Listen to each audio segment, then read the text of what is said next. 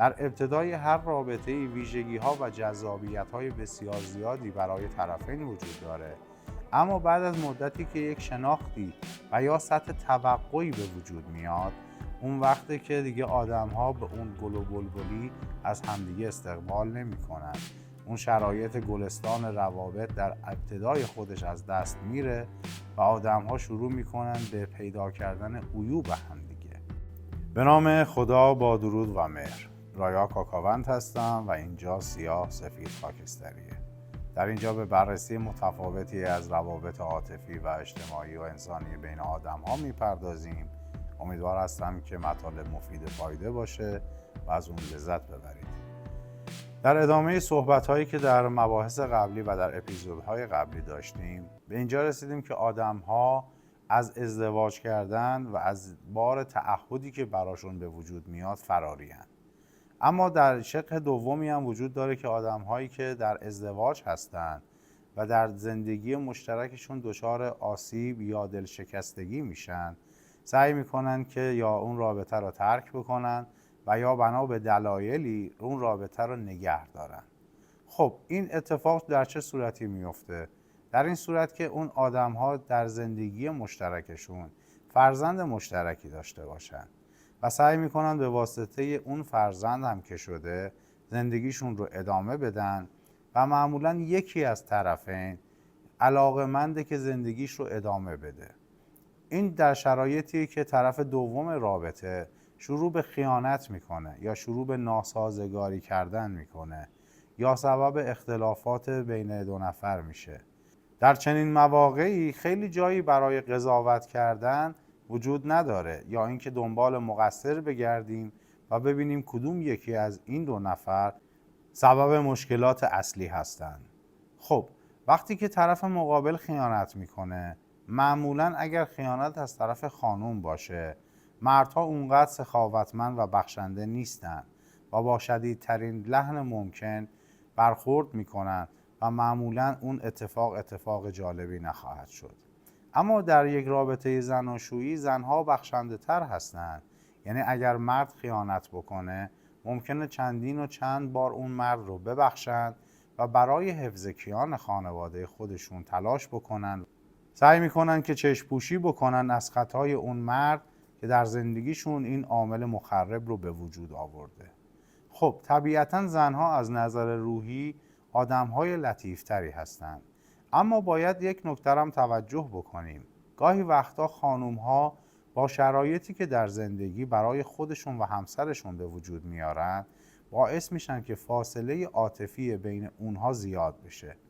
یعنی یک مرد در شرایط زندگی مشترک وقتی از طرف زنش بی‌مهری میبینه، بی‌توجهی میبینه و تمام تلاش هایی که میکنه رو اصلاً به چشمش نمیاد، اون وقتی که اون مرد میبینه که باید به یک کانون دیگه‌ای پناه ببره که در اون رابطه مورد توجه قرار بگیره، قدر کاری که داره انجام میده رو طرف مقابلش بفهمه، از نظر عاطفی، روحی و جنسی بتونه اون رو تمکین بکنه و تأمین بکنه. خب طبیعتاً وقتی که وارد زندگی خودش میشه میبینه که داره غر میشنوه، دائما ازش ایراد گرفته میشه، دائما حس ناکافی بودن رو به اون تحمیل میکنه و میگه تمام کاری که تو داری میکنی باعث میشه که ما فقط بتونیم یک زندگی معمولی رو بگذرونیم. اما باید به این نکته توجه بکنیم که اون مرد داره تمام تلاشش رو برای خانواده‌اش میکنه، اما وقتی که با این شرایط مواجه میشه اون وقت پناه میبره به یک نفری که اون رو بیشتر ببینه، قدر شرایط و زحماتش رو بدونه. خب اون مرد وارد یک رابطه جدید میشه، رابطه‌ای که بهش اهمیت میدن. وقتی که خسته است با کلمات محبت آمیز اون رو سعی میکنن که آروم بکنن، از نظر عاطفی بهش محبت بیشتری میکنن. این احساس در اون مرد به وجود میاد که خب طبیعتاً این زن از همسرم نسبت به من وفادارتر، مهربونتر و خوش برخوردتره. خب وارد رابطه دومش میشه و دیگه زنش رو کاملا نادیده میگیره. خب یک بخش دیگه هستش که از زاویه دید زن نگاه میکنیم. زن میبینه که با کلی آمال و آرزو وارد یک زندگی شده، کلی وعده های به قول معروف خیال بافانه شنیده و غیر واقعی و میبینه امروز واقعیت زندگیش چیز دیگه ایه، برخلاف آرزوهاش داره زندگی میکنه و هر چیزی رو که میخواد رو نمیتونه به دست بیاره. پس طبیعتا سر ناسازگاری میذاره. اون وقتی که اون مرد از اون زندگی فراری میشه و بعد گله‌مند میشن که چرا ما همسرمون به همون وفادار نیست، در صورتی که عمده مشکل رو خود زن به وجود آورده، با عدم تمکین، با نامهربونی ها، با سرزنش کردن ها، با غر زدن ها، محیط آروم خونه رو برای مرد به شکلی در آورده که مرد حتی حاضر نیست برای خواب هم به اون خونه برگرده. خب میایم این خیانت رو به این شکل بررسی میکنیم. خب مرد ببینه که در جای دیگه داره مورد محبت قرار میگیره، خب پس طبیعتا جذب اون رابطه میشه و بعد از مدتی حالا آدم ها یا درگیر طلاق عاطفی میشن به واسطه فرزندی که دارن و اگر هم فرزندی نداشته باشن که به راحتی از هم جدا میشن بدون اینکه بخوان بعدها به همدیگه وابستگی یا ارتباطی داشته باشن. خب میرن و تجربه میکنن، بعد از مدتی میبینن اون حسی که اون روز اول اون خانوم بهشون داده هم دیگه وجود نداره. پس ایراد کار در زنها نیست، ایراد کار در رفتار خود آقایونه. بنا به اینکه اون زن رو بتونن جذب بکنن شروع میکنن به وعده دادنهای الکی، سعی میکنن که رفتار و اخلاق خوبی از خودشون نشون بدن. در ابتدای هر رابطه‌ای ویژگی‌ها و جذابیت‌های بسیار زیادی برای طرفین وجود داره، اما بعد از مدتی که یک شناختی و یا سطح توقعی به وجود میاد، اون وقته که دیگه آدم‌ها به اون گل و بلبلی از همدیگه استقبال نمی‌کنن. اون شرایط گلستان روابط در ابتدای خودش از دست میره و آدم‌ها شروع می‌کنن به پیدا کردن عیوب همدیگه. خب این در شرایطی که اون زن برای زندگی خودش ارزش قائله، برای شخصیت و وجود خودش ارزش قائله، اما تمام تلاشش رو میکنه، اما گاهی وقتا دیگه دیره. یعنی زمانی که فرصت این رو داشته که محیط خانه رو برای اون مرد امن بکنه، با آرامش از اون استقبال بکنه و شرایطی رو فراهم بکنه که اون مرد در زندگی لذت ببره، با سختگیری های خودش باعث شده که اون مرد از اون کانون خانوادگی فرار بکنه.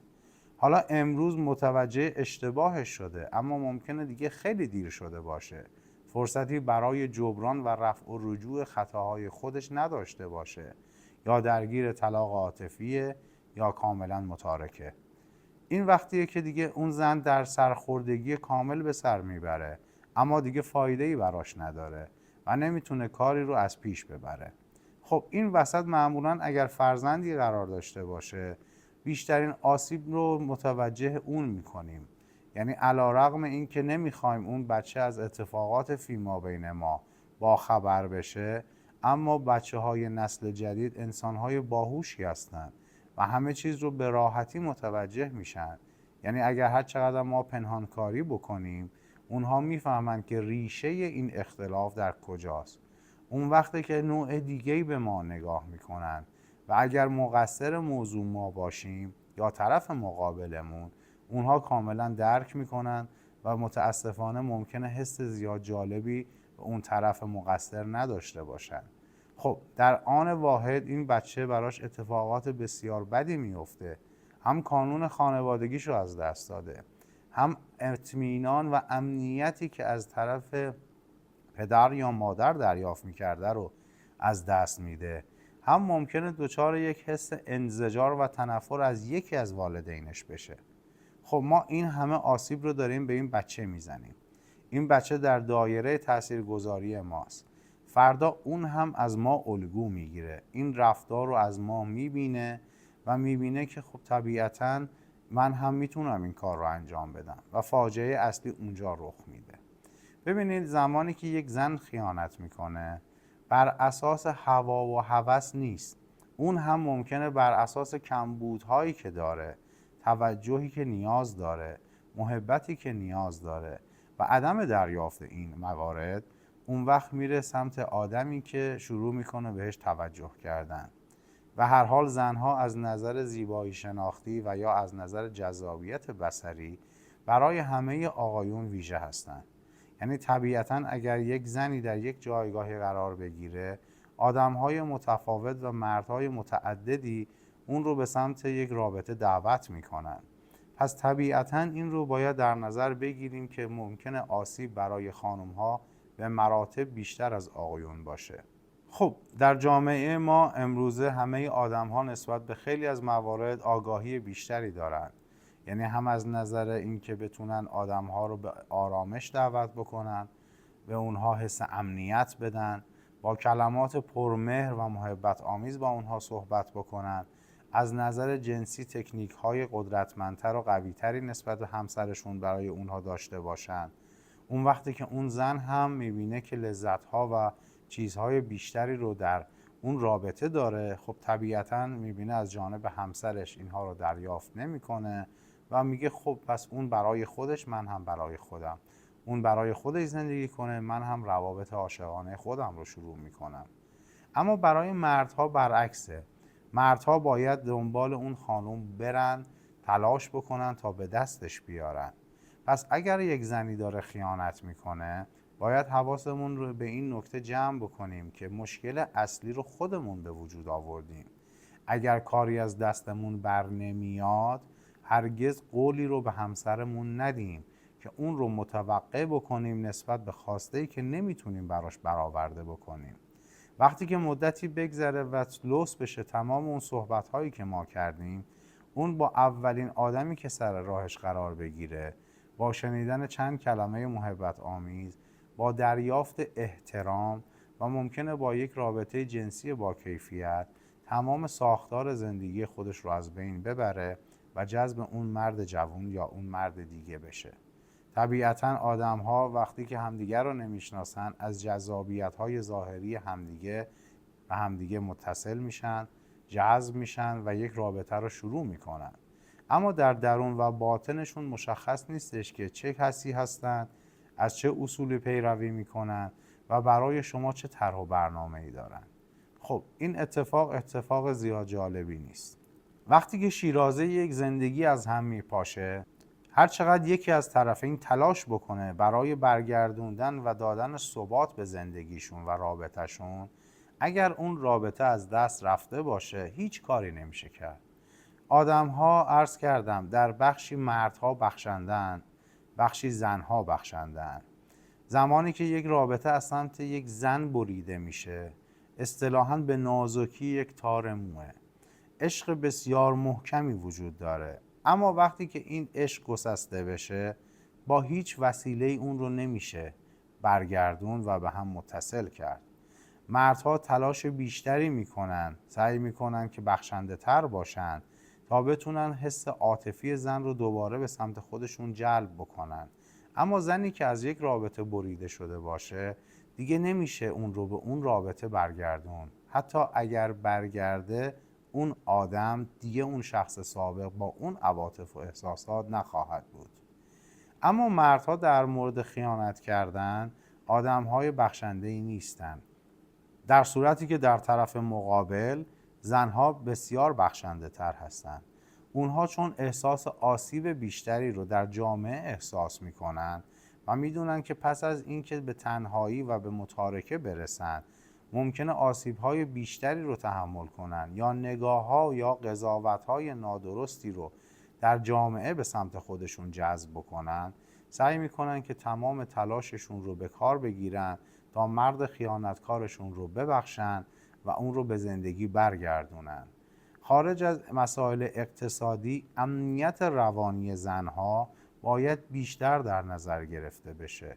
شاید یک خانم از نظر اقتصادی خودش انسان متمولی باشه، آدم شاغلی باشه، آدم پردرآمدی باشه، اما از نظر روحی حتما نیازمند این هستش که یک مرد رو در کنار خودش داشته باشه.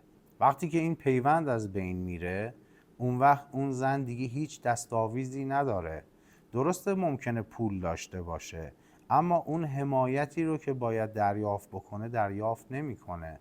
ممکنه اصلا همون شرایط مالی و اقتصادیش سبب این بشه که آدم‌های بیشماری صرفاً برای سوء استفاده به سمتش جذب بشن تا اینکه اون آدم رو برای خودش یا ویژگی‌هاش بخوان.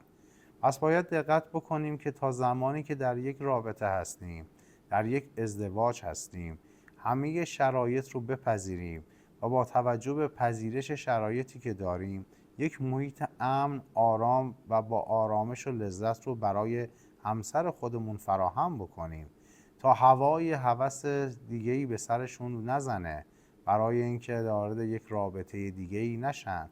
و اگر شما انقدر کافی باشید که اون مرد یا اون زن هرگز به خودش اجازه این رو نمیده که بخواد به کسی دیگه‌ای فکر بکنه. چرا؟ چون در محیط خانوادگی خودش از همه نظر تامینه. هر نیازی که داره برآورده میشه، کاملا یک درک متقابلی براش وجود داره، احساساتش دیده میشه، بهش احترام گذاشته میشه، بهش توجه میشه و قدر کاری که داره انجام میده رو همسرش میدونه. اگر مرد شاغله، زن شاغله یا زن خانه داره، اینها هر کدومشون وظایف خودشون رو دارن انجام میدن. مطمئناً زنی که خانه داره ممکنه از یک زن شاغل به مراتب بیشتر زحمت بکشه. حالا ما زنهایی رو داریم که شاغل هستن، در خونه هم به همه کارها رسیدگی میکنن. خب طبیعتاً جای این فداکاری خیانت نیست، جواب این فداکاری خیانت نیست. وقتی که شما میبینید همسرتون تمام وجودش رو برای شما گذاشته، هم از نظر روحی، هم از نظر عاطفی و حتی از نظر جنسی، اون وقتی که خیانت کردن به این آدم اصلاً انصاف نیست. مرد هم داره تمام تلاشش رو میکنه تا امکانات بیشتری رو برای خانوادهش فراهم بکنه، اما اگر ما اون رو ندیده بگیریم، زحماتی که میکشه رو ناکافی بدونیم، به مرور زمان اون مرد مطمئن باشید که دنبال آدم دیگه میره تا قدرش رو بیشتر بدونه، هرچند کمتر از اون چیزی که برای زندگی شما زحمت کشیده در رابطه بعدیش تلاش بکنه. پس باید توجه داشته باشیم که اصول رفتاری ما در یک رابطه زناشویی منحصراً معطوف به یک نفر نیست. همه ما در زندگی مشترک 50% سهمی رو داریم که باید به اندازه خودمون تلاش بکنیم، همدلی و همیاری داشته باشیم. در اپیزود بعدی مطمئناً راجع به این موضوع بیشتر توضیح خواهم داد که دلیل ریشه‌ای اختلافات بین زن و شوهرها چی میتونه باشه و چه چیزی سبب جداییشون میشه.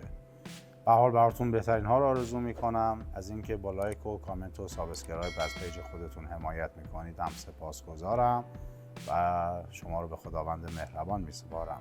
شاد و پاینده و پیروز باشید.